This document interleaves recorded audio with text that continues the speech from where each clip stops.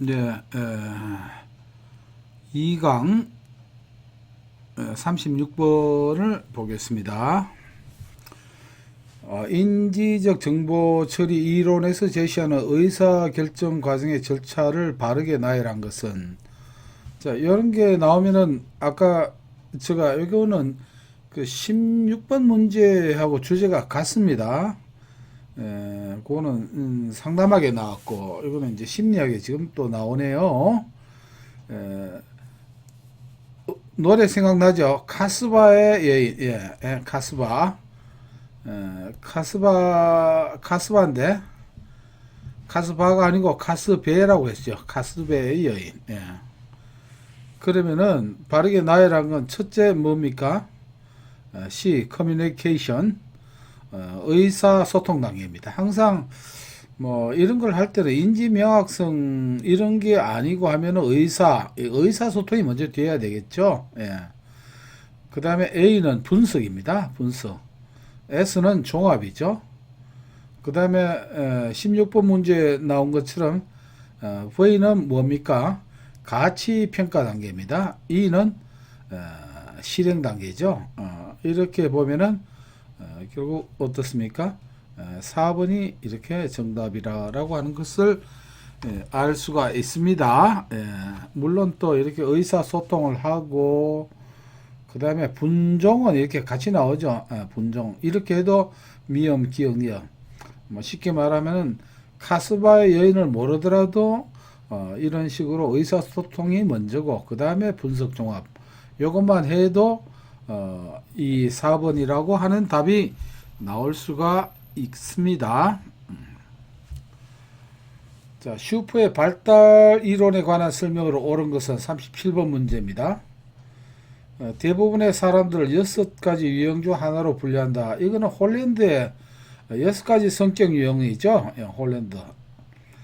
2번 개인 분석, 직업 분석, 과학적 조언의 조화를 주장하는 것은 이거는 사회 학습 이론, 그런 볼체의 그 이론이겠죠.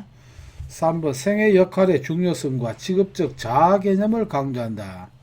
요것이 다시 말하면 성탐학 유세, 성장기, 탐색기, 확립기, 유지기, 쇠퇴기 이 과정에서 각각의 생애 역할의 중요성과 이 직업적 자아 개념을 강조한 것이 슈퍼의 발달 이론의 설명이 맞습니다.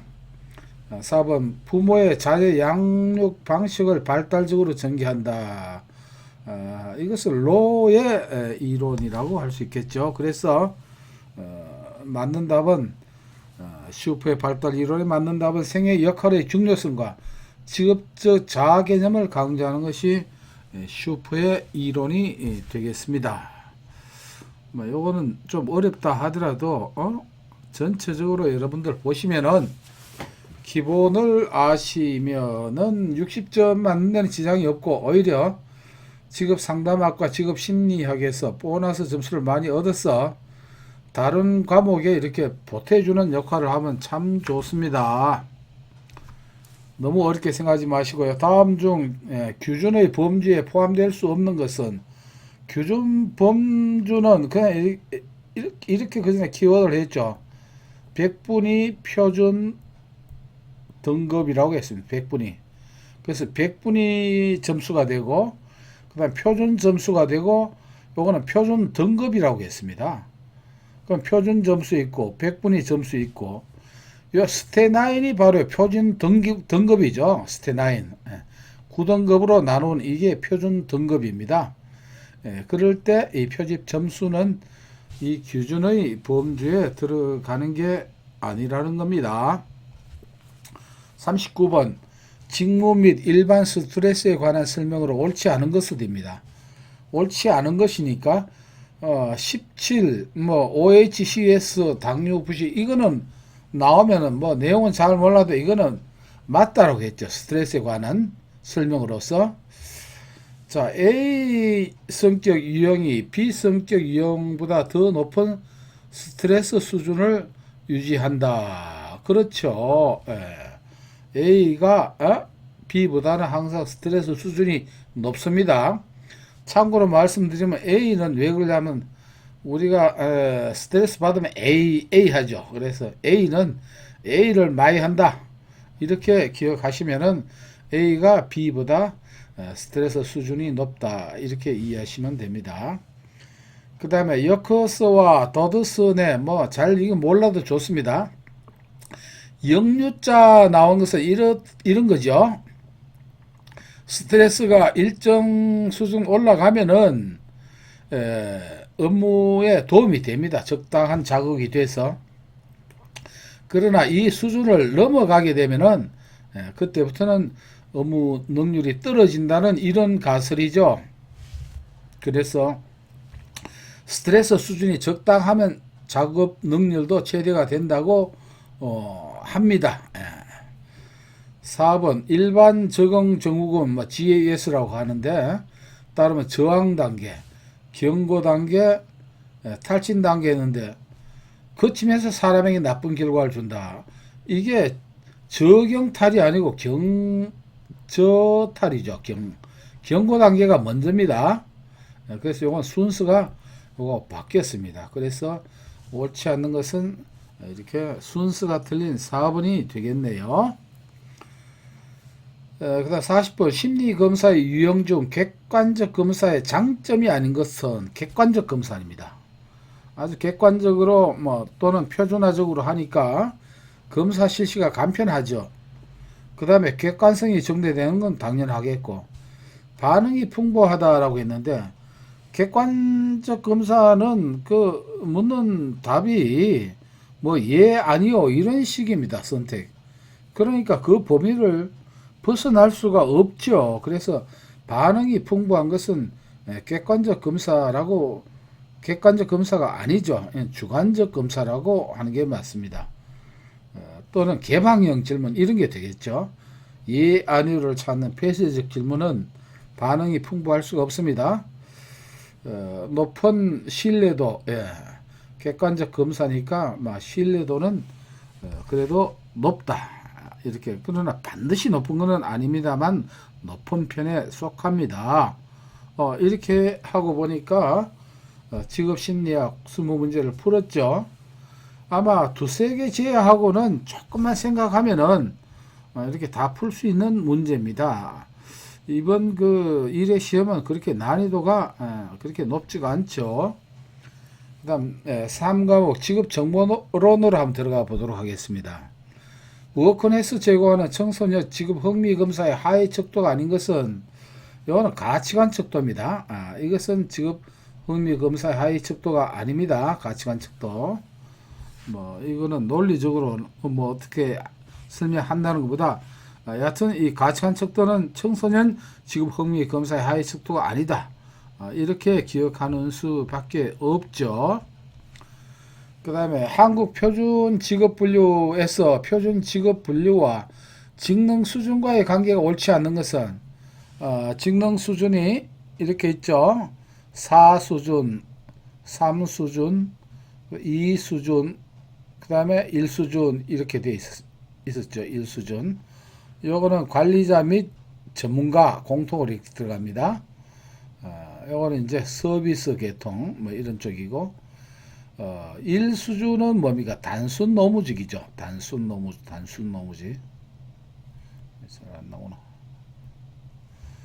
그런데 여기서 예외가 군인이 있죠. 군인은 제2 직능 수준 이상입니다. 군인은. 그렇기 때문에 제1 직능 수준 이상이 아니라 제2 직능 수준 이상이 되는 겁니다. 그래서 요게 군인이 제2 직능 수준 이상이다. 이 문제는 자주 나옵니다. 그래서 기억해 둘 필요가 있습니다. 43번입니다. 직업정보를 제공하는 유형별 방식의 설명이다. 관로에 맞는 것은 자 이거는 제가 그 강의할 때 그랬죠. 이거 뭐 다 이렇게 도표로 외우려고 하지 말고 처음은 저고 끝은 뭐라고요? 제라고 했습니다. 그 다음에는 수라고 했죠. 저수제로 이렇게 키워드를 드렸습니다. 저수제. 그럼 여기 보면 처음은 저고 끝이 제로 나오는 거는 뭡니까? 저 나오고 제 이렇게 되죠. 그래서 이렇게 3번이 됩니다. 예, 저수제를 기억하시면 됩니다. 저수제. 44번입니다. 내일 배움 카드의 지원 대상에 해당하지 않는 것은입니다. 않는 것. 1번 한 부모 가족 지원법에 따른 지원 대상자 해당이 됩니다. 2번 고용보험법 시행령에 따른 기간제 근로자인 피보험자. 이것도 이제 맞아요. 3번 수산업 어촌발전기본법에 따른 업으로서 업 이외의 직업에 취업하는 사람 맞습니다. 4번 한번 볼까요? 이거는 생각만 해도 4번은 우리가 냉정히 생각하면 찾을 수 있습니다. 내일 배운 카드는 많이 배우게 해준다는 건데 만 75세 이상인 사람이라고 했습니다. 이 말 뜻은 뭡니까? 75세 미만인 사람, 60, 40, 30 이런 사람들은 지원 대상에 해당되지 않는다. 그러면 이 제도 자체가 이상하죠. 예. 치중해야 된 건 이게 75세 이상이 아니고 75세 미만입니다. 예. 예. 이렇게 고령자가 이 내일 배운 카드가 중요하겠습니까? 아니면 이렇게 이보다 낮은 연령대가 중요하겠느냐? 이렇게 하면은 이 내용을 예를 들어서 모른다 하더라도 이것만 보더라도 상식적으로 우리가 답을 찾을 수가 있겠습니다. 이렇게 쉽게 생각하시고 뭐 여기는 안 나왔습니다. 내일 배운 카드가 있고 그 다음에 또 이게 있습니다. 뭐냐면 취업 성공 패키지 하는 게 있습니다. 취업 성공 패키지. 요거는 말이죠. 만 70세 미만이죠. 70세 미만. 요거 뭐 내일 배운 카드는 뭐 조금 내일로 연장을 했다라고 75세지만 취업은 70이고 내일은 좀 연장을 해서 75세 미만이다. 이렇게 한 두 가지를 같이 비교해서 기억하시면 좀 좋겠죠. 45번 문제입니다. 한국 표준산업분류의 적용 원칙에 관한 설명으로 틀린 것은 물론 뭐 이게 생계 휴단이라고 키워드를 말씀드렸지만은 막 그런 거는 우리 2차에 가서 하기로 하고 적용 원칙에서 하나의 그 방향을 제가 알려드리죠. 대부분 뭐냐 동일하게 해야 됩니다. 동일하게. 뭐 서로 분리되는 건 별로 없습니다. 뭐 하나가 있긴 있습니다만 그거 기억 못 하셔도 좋아요. 그 다음에 또 하나는 이런 문제 나올 때 조사 대상 주관과 조사 시점 여기에서 혼란 일어나면 안 됩니다. 항상 조사 대상 주관이 들어가야 됩니다. 1번 봅시다. 산업활동이 결합되어 있는 경우에는 그 활동 단위의 주된 활동에 따라 분류한다. 예, 맞고요. 2번 생산 단위는 산출물, 여기 딱 걸리네요. 만을 토대로 하는, 예. 산출물만이 아니고, 산출물과 뭘요? 투입물을 함께 고려해야 됩니다. 산출물만 들어가서 안 되고, 이게 산출되기 위해서는 뭔가 투입을 해야 되겠죠. 이거 함께 고려해서 가장 정확하게 설명된 항목에 분류한다. 산출물만 들어가는 게 아니고, 투입물도 들어가야 되겠습니다. 생산 단위에서. 3번 복합적인 활동 단위는 우선적으로 최상급, 큰 거부터 이렇게 분류하죠. 대, 중, 소, 세, 이건 맞죠. 거꾸로 하면 틀립니다. 4번 수수료 또는 계약에 의하여 활동을 수행하는 단위는 자기 계정과 자기 책임하에서 생산하는 단위와 동일하면 맞습니다. 이걸 분리하면 한다. 달리 항목을 분류한다. 이러면 땡이 되겠지만요.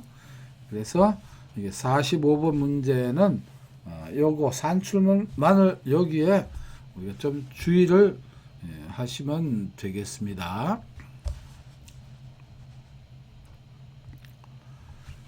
그 다음에 46번 뭐 직업정보 수집 방법 이런 거 상식적인 거라고 했죠. 면접법에 관한 설명으로 가장 적합하지 않는 것입니다. 면접은 어떻게 합니까? 직접 얼굴을 보고 이렇게 묻고 답하고 이렇게 하는 것이죠. 표준화 면접이 있습니다. 표준화 면접은 딱 틀을 만들어 놓고 면접을 그 공식대로 질문을 하고 응답을 받는 것이죠. 비표준화 면접보다 타당도가 높다. 요거는 우리가 좀 생각해야죠. 표준화 면접은 타당도가 낮습니다. 왜냐하면 100에 100사람이라도 그 틀에 맞춰서 하니까 응용을 못해요. 그래서 뭔가 이 사람에게 좀 더 타당성 있는 질문을 하고 싶어도 못하죠. 왜?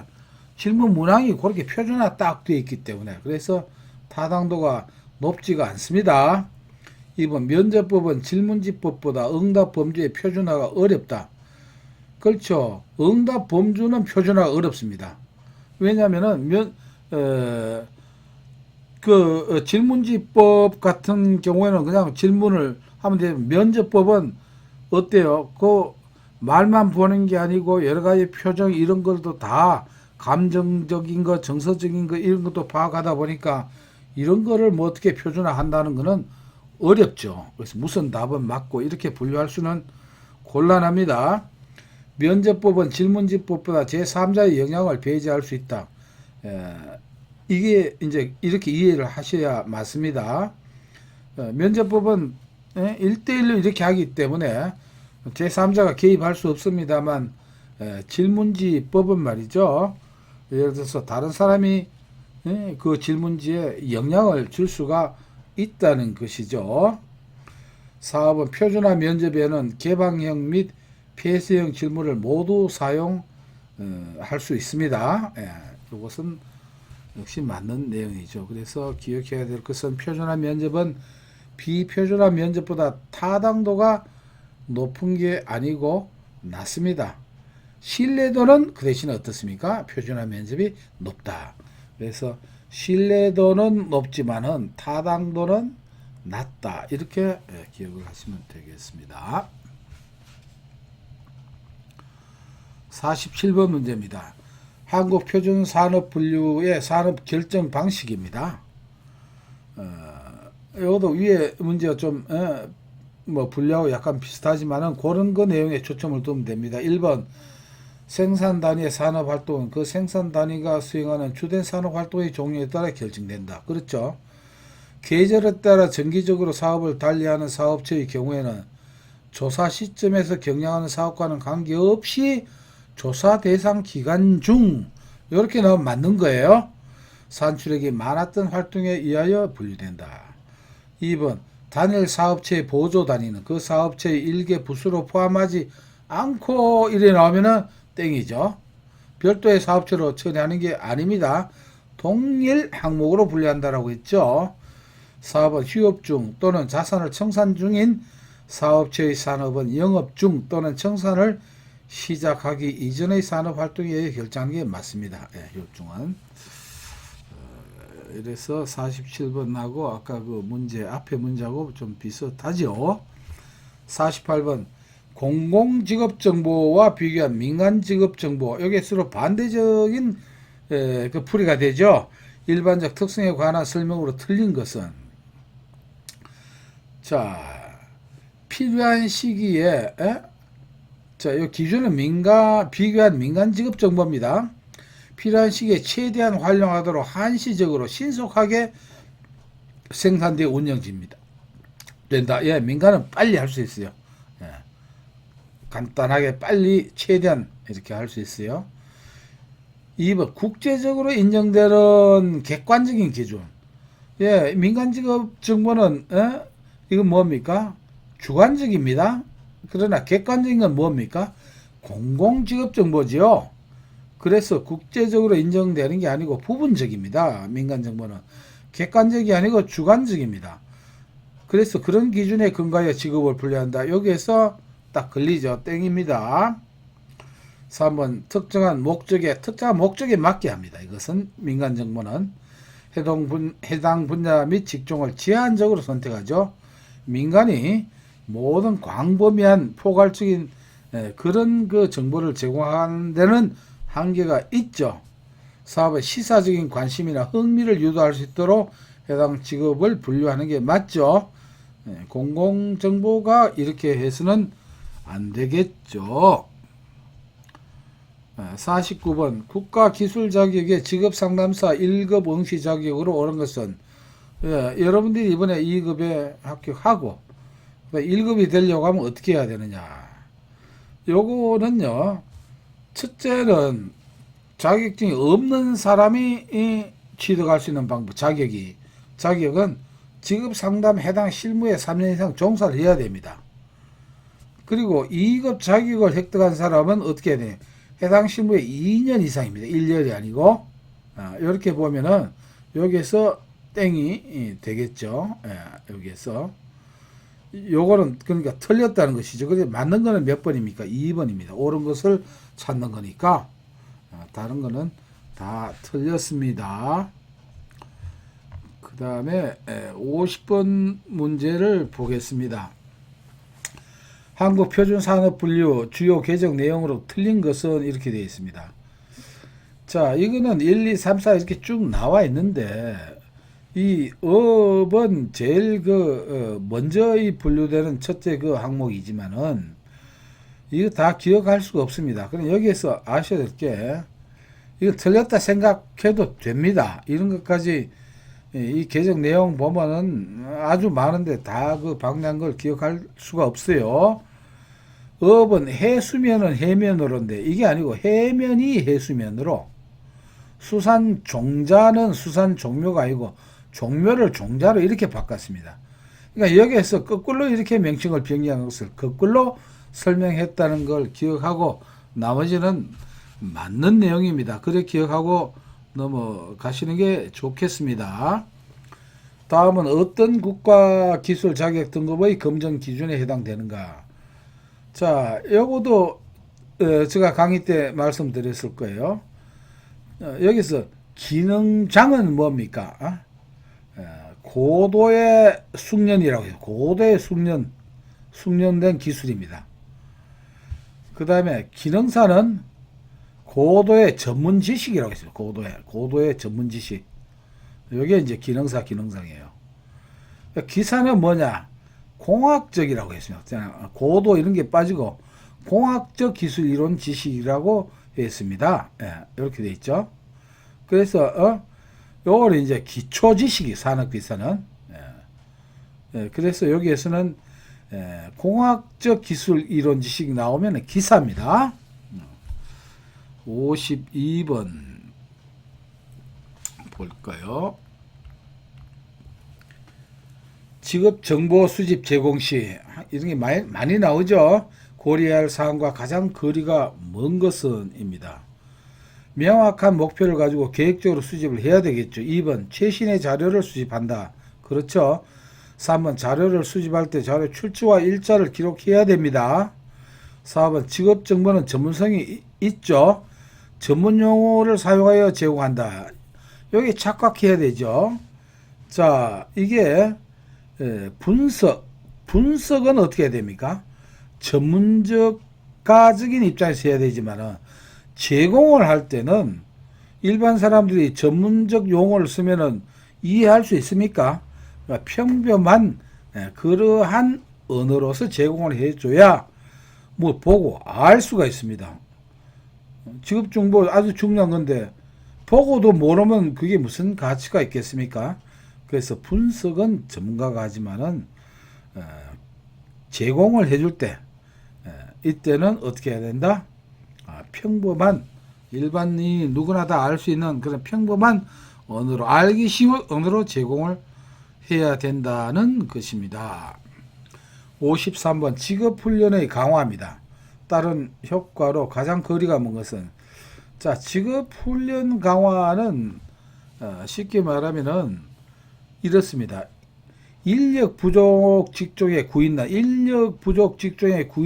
이래서 발생하는 실업이 뭐냐면 구조적 실업입니다.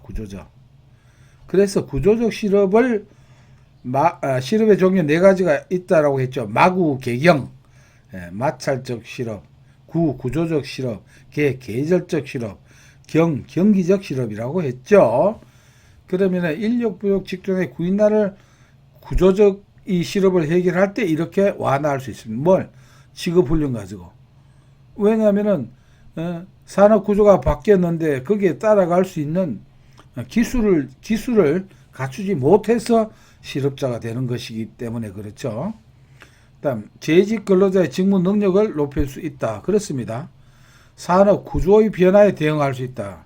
그래서 이 구조적 실업을 해결할 수 있는 방법이 되겠죠. 마찰적인 실업을 줄일 수 있다.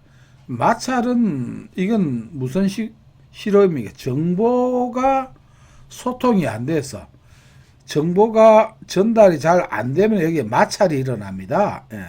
소통이 되면 마찰이 없는데 소통이 안 돼요. 이 구직자는 좋은 직장이 있는데도 몰라서 취업을 못하고, 그 다음에 구인자 회사에는 좋은 일꾼이 있는데 몰라서 취업을 못 시키는, 이게 정보가 소통이 안 되고 이렇게 네? 막힘으로써 마찰이 생긴다라고 해서 이 정보의 소통과 이 정보의 소통이 안 되는 것을 마찰적 실업이라고 이렇게 표현한 것입니다. 누가 말도 참 잘 갖다 붙였죠. 예. 그렇습니다. 54번 문제입니다. 국가기술 자격 종목과 그 직무 분야의 연결이 틀린 것입니다. 직업상담사 2급은 사회복지입니다. 소비자 전문 상담, 경영회의 사무가 맞습니다. 임상심의사 2급은 보건의료 쉽죠. 자, 컨벤션 기획사 2급. 컨벤션 기획사는 이제 뭘 하는 거냐면 국제회의를 주관합니다. 국제회의. 예, 그런 거 주관하는 게 컨벤션 기획사입니다. 이거 회의를 주관하는데 이용, 숙박, 여행, 오락, 스포츠 이거 아니죠. 이것도 역시 소비자 전문 상담사 2급과 마찬가지로 경영회계 사무 분야에 해당된다. 그래서 4번이 땡이 되겠습니다. 55번 한국직업사전의 부가정보 중 자료. 예, 자료 하면 말이죠. 이게 문제가 나올 게 좀 정해져 있습니다. 자료에 관한 설명으로 틀린 것은, 자료 나오면 일단 계산을 보십시오. 수를 세는 것도 포함 안 된다라고 했습니다. 예, 이거는요. 수를 세는 것은 포함 안 됩니다. 그걸 계산이라고 하지를 않는다는 것이죠. 나머지 1, 2, 4번 내용은 맞는 내용입니다. 다시 한번 말씀드립니다만은 자료에서 계산이 나오면은 수를 세는 것은 포함되지 않습니다. 네. 56번입니다. 근로자를 감원하지 않고 고용을 유지하거나 실직자를 채용하여 고용을 늘리는 사업주를 지원하여 근로자의 고용 안정, 답이 여기 나왔네요. 고용 안정 및 취업계약자의 고용 촉진을 지원하는 것은 뭡니까? 나왔습니다. 고용 안정 사업.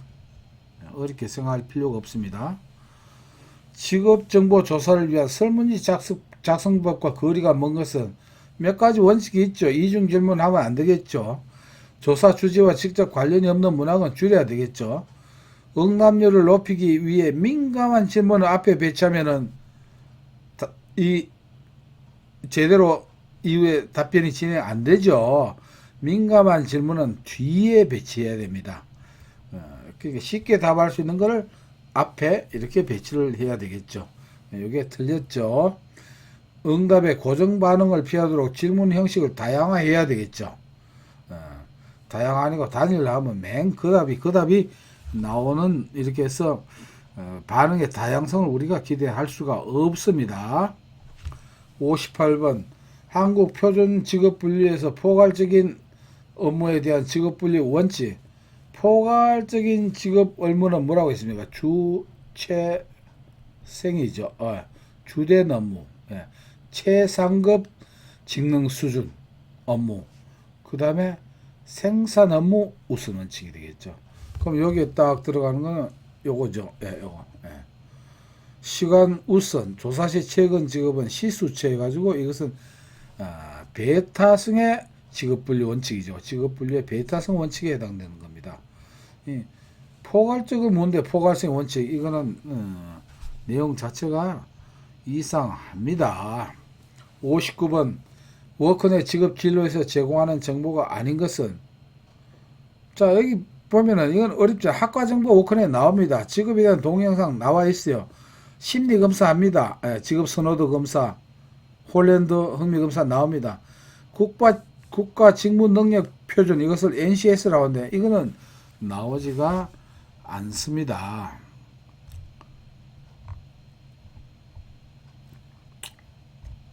59번, 그 60번 맞죠, 이제? 예. 직업 정보의 처리 단계를 옳게 나열한 것은, 직업 정보 하면 키워드를 제가 뒤에까지 몰라도 뭘요? 정보는 영양가가 아니고 뭐가요? 수분가가 있어야 된다라고 했어요. 수분가. 예, 수분가가 있어야 됩니다. 수집, 분석, 가공 이렇게 되어 있죠. 그럼 수분가 나오는 게 요 순서로 만든 게 수분가. 그래서 이게 딱 답이 되는 것입니다. 이렇게 풀면 재밌습니다. 네, 제4과목 노동시장론을 보겠습니다. 다음은 어떤 샵 제도. 샵은 이제 노동조합을 말하죠. 기업이 노동자를 채용할 때는 노동조합에 가입하지 않은 노동자를 채용할 수 있지만은, 일단 채용된 노동자는 일정 기간 내에 일정 기간 내 처음부터 가입해야 되는 게 꽉 잠가놨습니다. 그렇지 않으면은 이 취업 자체가 안 됩니다. 그 다음에 이제 처음에 열어놨다가 그 다음에 노동조합에 가입해야 되는 게 이 유니온샵이죠. 결국은 유니온 합쳐져야 된다는 것이죠.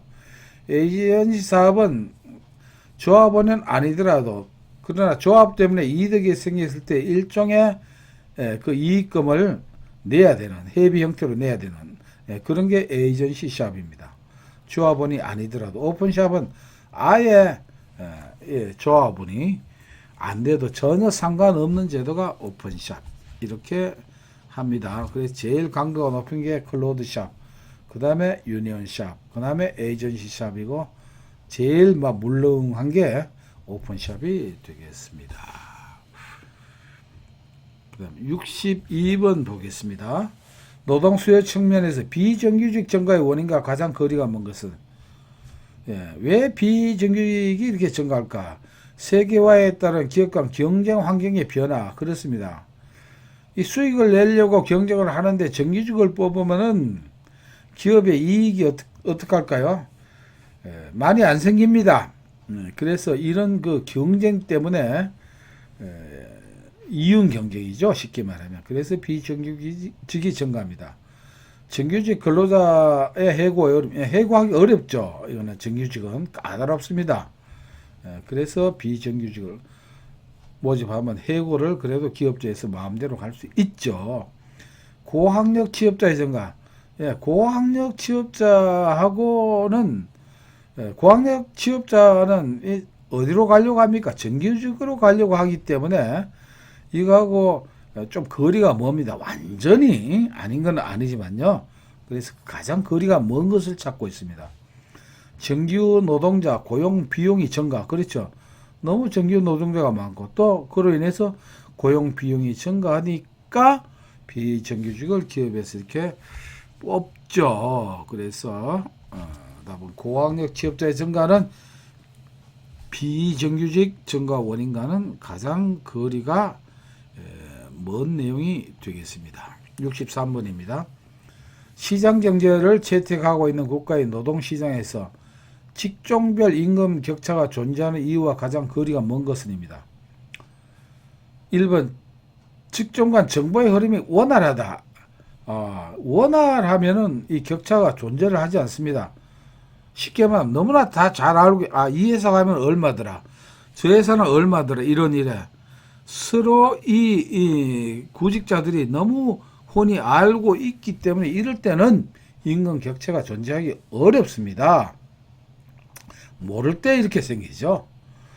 그래서 여기 바로 답이 나오네요. 2번, 직종에 따라 근로 환경 차이가 존재하기 때문에 이렇게 보상적 임금 격차라고 하죠. 이렇게 임금 격차가 납니다. 3번, 직종에 따라 노동조합 조직률의 차이가 존재합니다. 노동조합의 조직이 이게 조합원들의 임금을 높게 해주는데 기여를 하죠. 없는 데는 충분히 임금을 안 올려줘도 막 큰 소리를 못 치는 그런 실정입니다. 4번 노동자들의 특정 직종에 대한 회피와 선호가 다르기 때문이죠. 예. 선호가 다릅니다. 예, 좋은데 회피하는 이런 데일수록 어떻게 해야 됩니까? 노동 공급이 잘 안 되죠. 그러면은 그 일을 시키기 위해서는 어떻게 해야 됩니까? 그런 직종의 임금에 차별을 줘야 된다는 것이죠. 그래야 회사가 돌아가고 일을 할 수가 있습니다. 어쨌든 간에 직종 간 정보의 흐름이 원활하면은 임금 격차 존재하는 것과는 아주 거리가 멉니다. 64번 문제입니다. 산업 민주화 정도가 가장 높은 형태는 뭐 쭉 볼 때 노동자 자주 관리 기업으로 이렇게 나오죠. 65번 내국인들이 취업하기를 기피하는 3D 직종에 대해 외국 인력의 수입이나 불법 이민이 국내 내국인 노동시장에 미치는 영향은 어쨌든 간에 공급이 많이 되죠. 많이 되니까. 그러니까 고용이 낮아지고 임금도 어떻게 될까요? 공급이 많으면은 이게 임금도 낮아지겠죠. 그래서 요거는 임금과 고용 수준이 둘 다 낮아지는 게 맞습니다. 그렇게 어렵지가 않습니다. 다음 중 수요 부족 실업에 해당되는 것은 수요 부족은 일자리가 없어요. 일자리가 없는 거는 경기적 실업이라고 했죠. 마찰적 실업은 일자리는 있지만 정보를 몰라서 실업이 생기는 거예요. 구조적 실업은 일자리는 있지만 이게 기술이 없어서 거기에 그 취업을 못하는 경우입니다. 그냥 일자리 자체는 있다는 거예요. 계절적 실업도 일자리 있지만 계절이 안 맞기 때문에 생기는 거예요. 그러나 경기적 실업은 경기 자체가 나쁘니까 아예 일자리 자체가 감소되는 겁니다.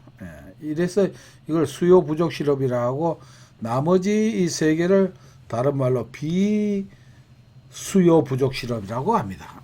비짝 하나 들어갑니다. 67번 문제 볼까요? 케인즈의 실업 이론에 관한 설명으로 틀린 걸 찾는 것입니다. 뭐 케인즈 아마 저하고 같이 학습한 분은 처음 보는 것이죠. 뭐 이런 거는 막 처음 들었다 하면은 인정을 해주고 그 다음에 한번 조금 한번 생각을 해봅시다. 해보면 여러분들 아마 배웠던 게 생각이 날 거예요. 1번 노동의 공급은 실질 임금의 함수, 실질 노동 공급은 노동자죠. 노동에 대한 수요는 누굽니까? 사용주입니다. 사용주, 기업주. 명목 임금의 함수이다 돼 있는데 노동자는 이 말은 실질 임금이고 그 다음에 사용주는 명목 임금이라고 했는데 여기에 거꾸로 되어 있습니다. 자, 사용주는 실질 임금을 선호합니다. 그 다음에 노동자는 명목 임금을 좋아합니다. 명목 임금. 실질 임금은 물론 명목 임금을 물가 상승률로 나눈 거라고 했죠. 그래서 요거는 그 부분이 아니기 때문에 일단 넘어가겠습니다만은 노동자는 명목 임금을 좋아하고 사용주는 실질 임금을 선호한다는 것을 한번 강의 동영상에 한번 설명했던 적이 있습니다. 노동자들은 화폐 환상을 갖고 있다. 이 화폐 환상이 바로 이게 명목임금입니다. 갖고 있어 명목임금의 하락에 저항합니다. 명목임금은 하방 경직성을 갖는다. 요것만 잘 결부시켜도 1번이 틀렸다는 걸 좀 짐작할 수 있습니다. 비자발적 실업의 원인을 비자발적 실업은 내가 원해서 실업이 된 게 아니에요. 아닌 거. 자, 여기서 우리가 자발적 실업은 위에 걸 보면은 이 마찰적 실업은 이게 자발적 실업입니다. 정보가 나한테 맞지 않기 때문이라든가 이런 걸로 자발적입니다. 근데 구조적 실업, 계절적 실업, 경기적 실업은 자, 노동자가 구조를 바꿀 수가 없고 계절도 바꿀 수 없고 경기도 바꿀 수가 없죠. 그래서 이것을 이런 실업을 뭐라고 하냐면은 비자발적 실업이라고 하는 겁니다. 어쩔 수 없이 원하지 않아도 실업자가 되는 것이죠. 이럴 때 유효 수요의 부족으로 설명했다. 예, 유효 수요는 경기가 좋지 않다는 것이죠. 경기가. 예. 그래서 이런 것도 일종의 맞는 내용입니다. 예, 그래서 뭐 경기적 실업이 생기죠. 경기적 실업은 이 비자발적 실업이라고 했죠. 4번 실업의 해소 방안으로 재정 투융자의 확대, 통화량의 증대 등을 주장했다. 그렇죠. 유효 수요가 바로 이렇게 돈을 푸는 것이죠. 유효 수요는. 자, 요거는 뭐 모르면 틀렸다고 넘어가고 여러분들 아는 것만 가지고 한번 채점을 한번 해도 됩니다. 68번 파업의 경제적 비용과 기능에 관한 설명으로 옳은 것은 1번 사적 비용, 개인적 비용과 사회적 비용은 동일하다 했는데 이 공적 비용이에요. 어떤 파업이 일어났을 경우에 이건 동일할 수가 없습니다. 이것은요.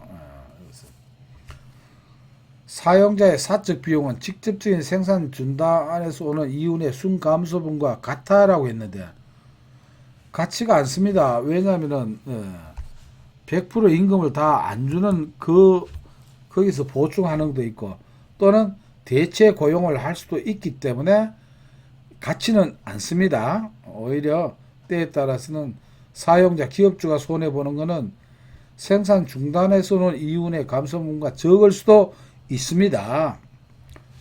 3번 사적 비용이란 경제의 한 부분에서 발생한 파업으로 인한 타 부문에서의 생산 및 소비의 감소를 의미한다. 사적인 건데 이 타 부분까지 이렇게 소비하는 이런 것은 사적 비용이 아니고 파급되는 전체로 볼 때 이게 다시 말하면 사적 비용이 아니라 사회적 비용입니다. 사회적 비용. 이게. 그 다음 4번입니다. 요거 기억하시면 됩니다. 서비스 산업 부분은 예를 들어서 버스 기사들이 파업을 한다. 뭐 택배가 파업을 인터 서비스업이겠죠. 사회적 비용이 상대적으로 큰 분야입니다. 이런 거는 버스 회사에만 손해를 주는 것이 아니고 교통 대란, 택배 대란 등등으로 사회적으로 엄청난 이 큰 그 부담을 주는 것이죠. 요거 기억을 하시면은 아주 좋겠습니다. 그다음 69번 보겠습니다. 임금, 물가 악순환설, 지불 능력설, 한계 생산력설 등에 영향을 미치는 임금 결정이 일어나 이미 한계가 있다는 것이죠. 한계. 왜냐하면은 이미 그 회사에서는 아무리 파업을 하고 뭘 하더라도 일종의 기존 금액이 정해지는 일정. 이 돈이 없는데 무슨 이렇게 파업이라든가 지불 능력을 해줄 수가 없습니다. 한계가 있다는 것이죠. 그래서 요거는 임금기금설입니다. 임금기금설. 70번 문제입니다. 임금체계에 대한 설명으로 틀린 것은 했습니다. 직무급은 조직의 안정화에 따른 위계질서 확립이 용이하다는 장점.